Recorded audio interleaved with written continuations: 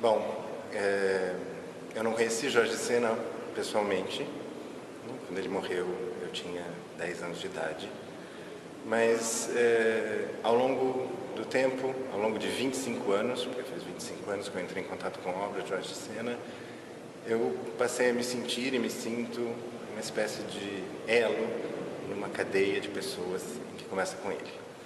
Isso porque a primeira vez, há 25 anos atrás, em que eu tomei contato com a obra do Sena, foi pelas mãos do professor Jorge Cury, que foi o professor que substituiu Jorge de Sena em 65, na universidade, na faculdade em Araraquara, quando o Sena foi para os Estados Unidos. E quando eu ainda fazia graduação, o professor Jorge Cury me colocou nas mãos do físico prodigioso. E aí começou uma história de relacionamento com essa obra. Ao contrário de muitas pessoas que dizem se apaixonar pela primeira vez ao ler Jorge Sena, minha relação com ele começou como uma complicação gelada, que é a expressão do poema Pré-História.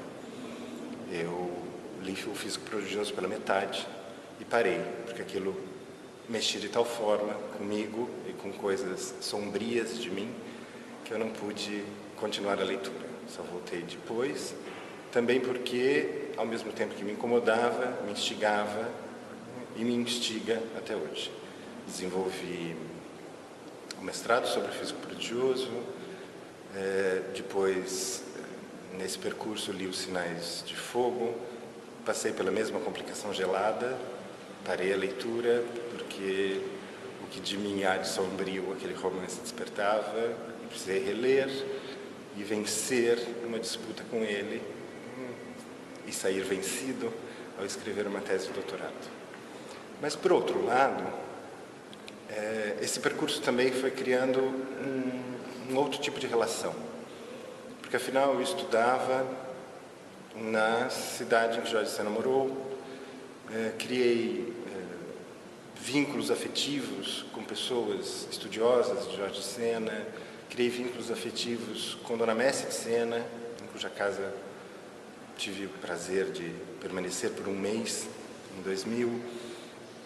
E aí a relação com a obra do Jorge Sena, com os textos do Jorge Sena, sejam eles poemas, romance, textos críticos, foi se tornando um diálogo entre pessoas mesmo, uma relação afetiva de um homem que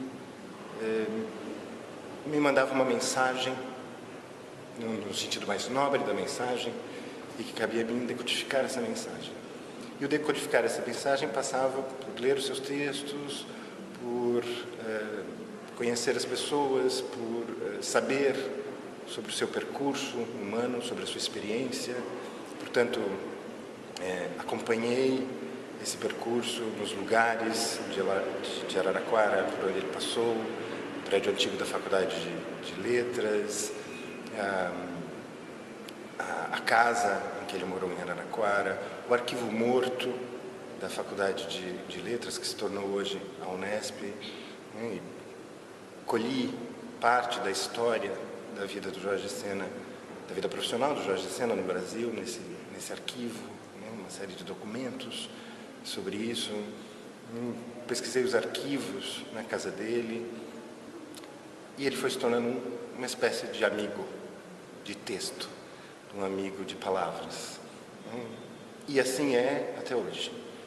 Hoje eu já não tenho mais dificuldades em ler o Físico Prodigioso, posso sentar no corredor da minha casa e ler o Físico Prodigioso de cabo a rabo e, como toda vez, me emocionar ao fim. E posso dizer que há poemas do Jorge Sena que acompanham momentos cruciais da minha vida. Não só no sentido profissional, mas no sentido pessoal. É uma ética do diálogo naquilo que o Sena propõe, que me toca profundamente. Quando meu filho nasceu, a carta aos meus filhos sobre os seus elementos de Gioia adquiriu um sentido outro, porque se tornou experiência da minha vida. Ainda escreverei uma carta ao meu filho, mas não sei se sobre os fusilamentos de Gioia, mas com certeza terá uma ponta de Jorge Sena. E outros poemas, como Noutros Lugares, que é um poema que me acompanha há anos, né, e que eu leio sempre comovidamente.